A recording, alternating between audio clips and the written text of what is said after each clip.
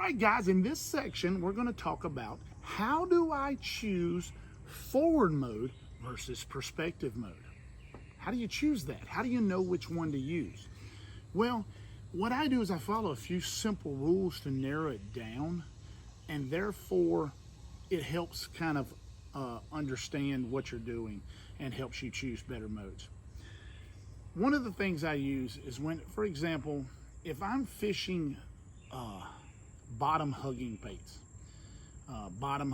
being worms and things like that, where depth is not an important feature, where I don't know, I'm throwing a bait that's on the bottom, I'm hugging the bottom, I'm going to use perspective mode because I know where the bait's at, I know where I think the fish are, so I'm going to use the mode where I can really scan large areas and really look around and see those individual fish.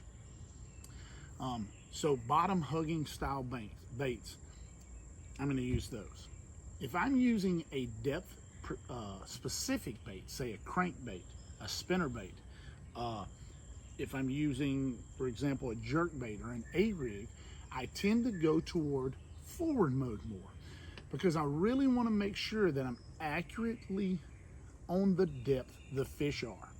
So when I'm using for example, throwing an A-rig, you wouldn't want to use perspective mode because you could go under or over him and you would never know. That's why you use forward mode.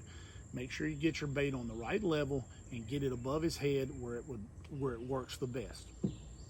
Jerk baits. I want to use a jerk bait because it's a specific depth bait. I'm going to use forward mode. I want to make sure that I'm on the perfect level.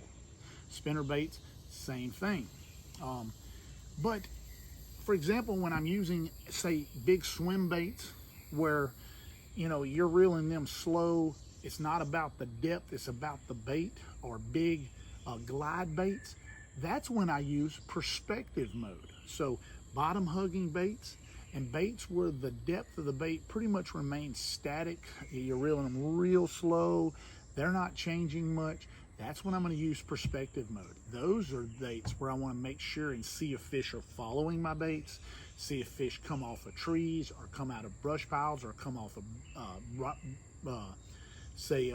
dock pylons or bridge pylons. When I want to see if those fish are following the bait, that way I'll know if there's actually fish on it and those type of deals. That's where I want to use perspective mode. Now, a few of my favorite baits for each mode, I figured I'd throw this in because it's a little bonus. Let's go perspective mode.